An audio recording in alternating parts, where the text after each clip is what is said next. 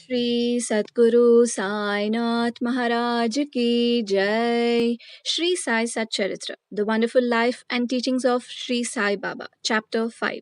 Baba's written with Chand Patil's marriage party, welcomed and addressed as Sai, contact with other saints, his attire and daily routine, the story of the Padukas, wrestling bout with Mohaddin and change in life, turning water into oil, the pseudo Guru Jawhar Ali written with Chand Patil's marriage party. As hinted in the last chapter, I shall now describe first how Sai Baba returned to Shirdi after his disappearance. There lived in the Aurangabad district, Nizam state, in a valley called Dhoop, a well to do Mohammedan gentleman by name Chand Patil. While he was making a trip to Aurangabad, he lost his mare. For 2 long months, he made a diligent search but could get no trace of the lost mare. After being disappointed, he returned from Aurangabad with the saddle on his back. After traveling 4 kos and a half, he came on the way to a mango tree at the foot of which sat a fakir, quiver fellow. He had a cap on his head, wore kafni, long robe, and had a satka, short stick, under his arm. And he was preparing to smoke a chilim pipe. On seeing Chand Patil pass by, he called out to him and asked him to have a smoke and to rest a little. The queer fellow or fakir asked him about the saddle. Chand Patil replied that it was of his mare, which was lost some time back. The fakir asked him to make a search in the nala close by. He went, and the wonder of wonders, he found the mare there. He thought that this fakir was not an ordinary man, but an avaliya, a great saint. He returned to the fakir with the mare. The chilim was ready for being smoked, but two things were wanting: fire to light the pipe and water to wet the chappy, piece of cloth through which smoke is drawn up. The fakir took his prong and thrust it forcibly into the ground, and out came a live ember, which he put on the pipe. Then he dashed the satka on the ground, from where water began to ooze. The chappy was wetted with that water, then wrung out and wrapped round the pipe. Thus, everything being complete, the fakir smoked the chilim and then gave it also to Chand Patil. On seeing all this, Chand Patil was wonderstruck. He requested the fakir to come to his home and accept his hospitality. Next day, he went to Patil's house and stayed there for some time. Patil was village officer of Dhoop. His wife's brother's son was to be married, and the bride was from Shirdi. So Patil made preparations to start for Shirdi for the marriage. The fakir also accompanied the marriage party. The marriage went off without any hitch. The party returned to Dhoop except the fakir, who stayed back in Shirdi and remained there forever. How the fakir got the name Sai. When the marriage party came to Shirdi, it alighted at the foot of a banyan tree in Bhagat Mahalspati's field, near Kandoba's temple. The carts were loosened in the open courtyard of Kandoba's temple, and the members of the party descended one by one, and the fakir also got down. Bhagat Mahalspati saw the young fakir getting down and accosted him, Ya Sai. Welcome, Sai. Others also addressed him as Sai, and thenceforth he became Sai Baba. Contact with other saints. Sai Baba began to stay in a deserted masjid. One saint named Devidas had been living in Shirdi for many years before Baba came there. Baba liked his company. He stayed with him in the Maruti temple in the Chavdi and for some time lived alone. Then came another saint by name Janki Das. Baba spent most of his time in talking with him, or Janki Das went to Baba's residence. So also one Vaishya householder saint from Putambe by name Gangagir always frequented Shirdi. When he first saw Sai Baba carrying pitchers of water in both hands for watering the garden, he was amazed and said openly, Blessed is Shirdi that it got this precious jewel. This man is carrying water today, but he is not an ordinary fellow. As this land, Shirdi, was fortunate and meritorious, it secured this jewel. So also one famous saint by name Ananath of Yavalamat, a disciple of Akalkot Maharaj, came to Shirdi with some people. When he saw Sai Baba, he said openly, This is a precious diamond in reality. Though he looks like an ordinary man, he is not a girl ordinary stone, but a diamond. You will realize this in the near future. Saying this, he returned to Yavala. This was said while Sai Baba was a youngster.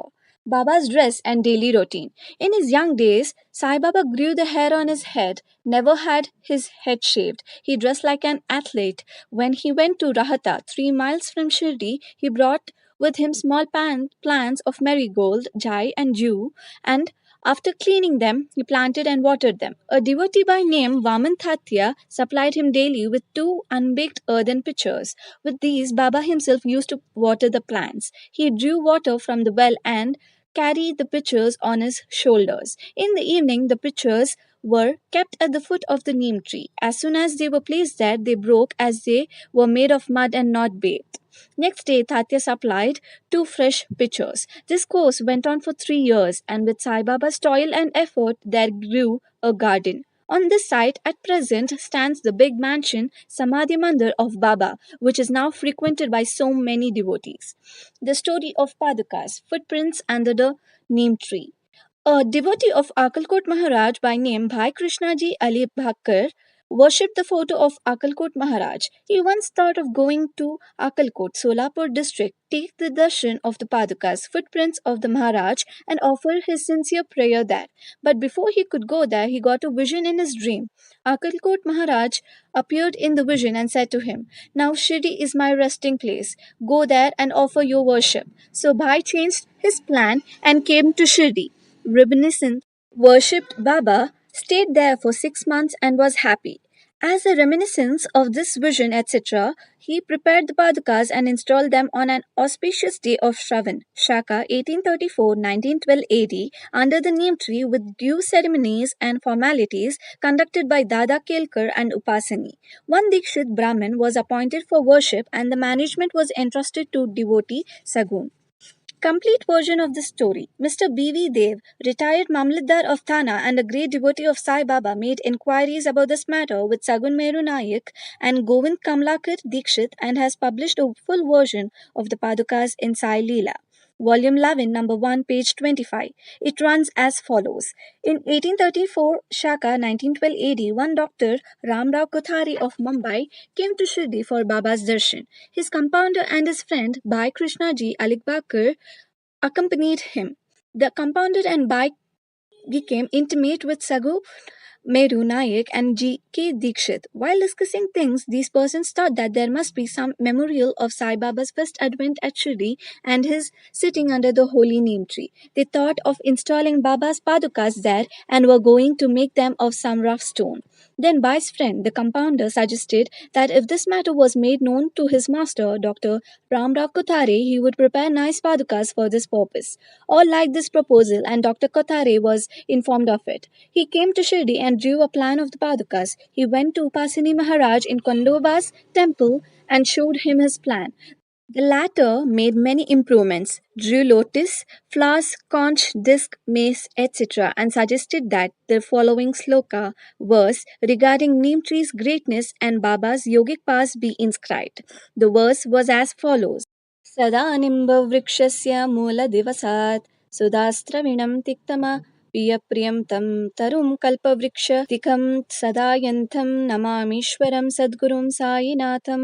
Pasani's suggestions were accepted and carried out. The padukas were made in Mumbai and sent to Shirdi with the compounder. Baba said that they should be installed on the Purnima, 15th day of Shravan. On that day, at 11 a.m., G.K. Dikshit brought them on his head from Kandoba's temple to the Dwaraka Mai Masjid in a procession. Baba touched the padukas, saying that these are the feet of the Lord, and asked the people to install them at the foot of the neem tree.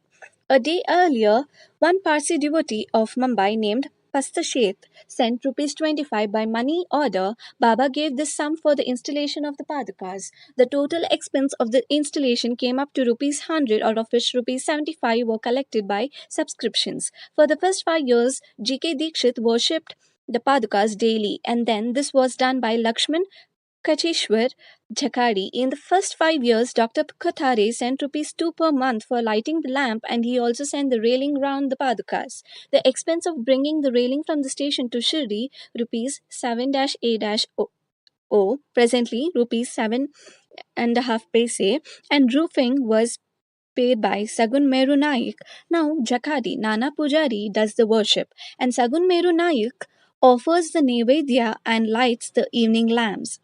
Bhai Krishnaji was originally a devotee of Akalkot Maharaj. He had come to Shirdi at the time of installation of the Padukas in Shaka 1834.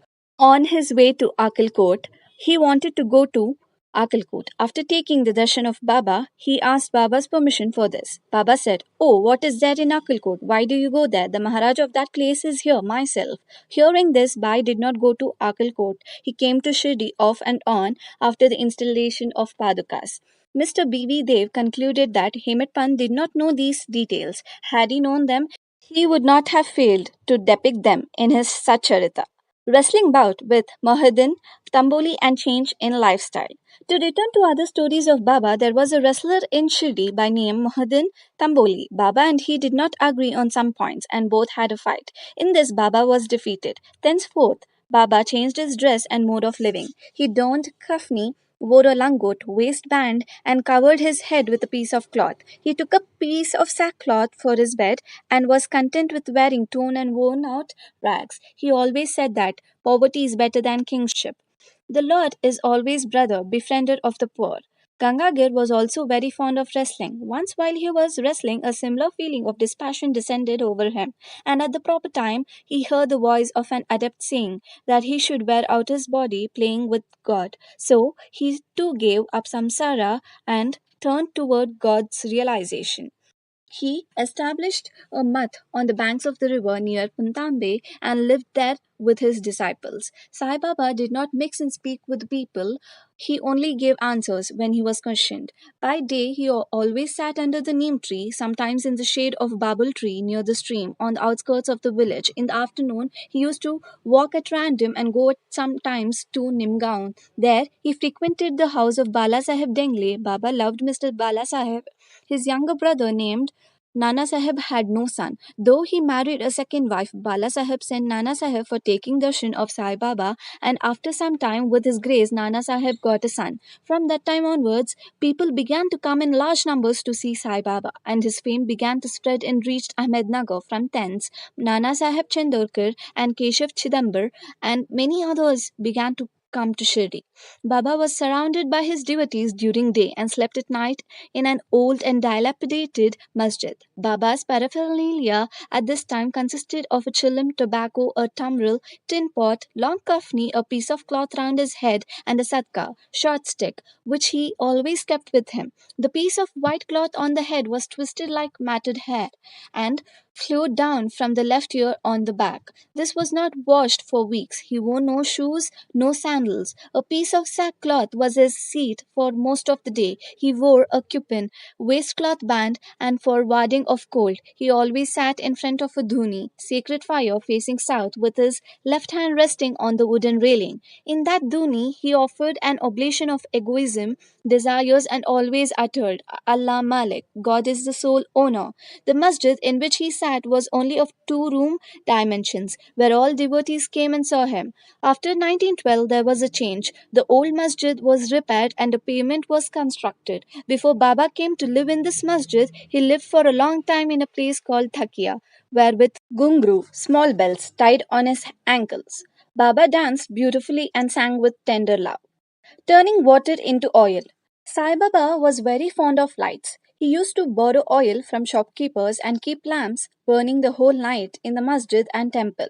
This went on for some time. The baniyas who supplied oil, the shopkeepers who supplied oil, Gratis once met together and decided not to give him oil. When, as usual, Baba went to ask for oil, they all gave him a distinct no. Unperturbed, Baba returned to the masjid and kept the dry wicks in the lamps. The Banyas were watching him with curiosity. Baba took the tamril, tin pot, which contained very little, a few drops of oil, put water into it and drank it, and then forced it out to fall into the container.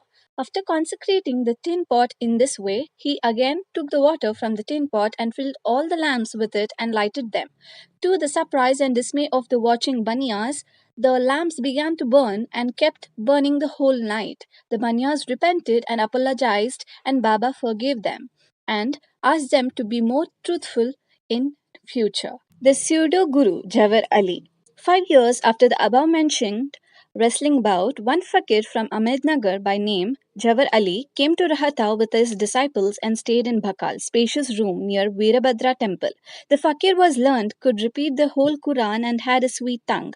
Many religious and devout people of the village came to him and began to respect him. With the help of the people, he started to build an Eidgah, a walled enclosure in which Mohammedans pray on Eid day, near the Veerabhadra temple. There was some quarrel about this affair on account of which Jawar Ali had to leave Rahata. Then he came to Shirdi and lived in masjid with Baba. People were captured by his sweet talk and he began to call Baba his disciple. Baba did not object and consented to be his chela disciple. Then both Guru and the chela decided to return to Rahata and live there. The Guru never knew his disciple's worth, but the disciple knew the shortcomings of the Guru. Still, he never disrespected him, observing carefully his duties. He even served the master in various ways. They used to come to Shirdi off and on, but their mainstay was in Rehta. The loving devotees of Baba in Shirdi did not like that Baba should stay away from them in Rahata, so they went in a deputation to bring back Baba to Shirdi. When they met Baba near the Eidgah and told him the purpose for which they came, Baba said to them that the fakir was an angry, ill tempered fellow, he would not leave him, and that they should better go back to Shirdi without him before the fakir returned. While they were thus talking, the fakir turned up and was very angry with them for trying to take away his disciple. There was some hot discussion and altercation, and it was finally decided that both the Guru and Chela should return to Shirdi. And so they returned and lived in Shirdi. But after a few days, the Guru was tested by Devidas and he was found wanting. 12 years before Baba arrived in Shirdi with the marriage party, this Devidas, aged about 10 or 11 years, came to Shirdi and lived in the Maruti temple. Devidas had fine features and brilliant eyes, and he was dispassion incarnate under Dhyani. Many people, namely Thatyakote, Kashinath, and others, regarded him as their guru. They brought Jawar Ali in his presence and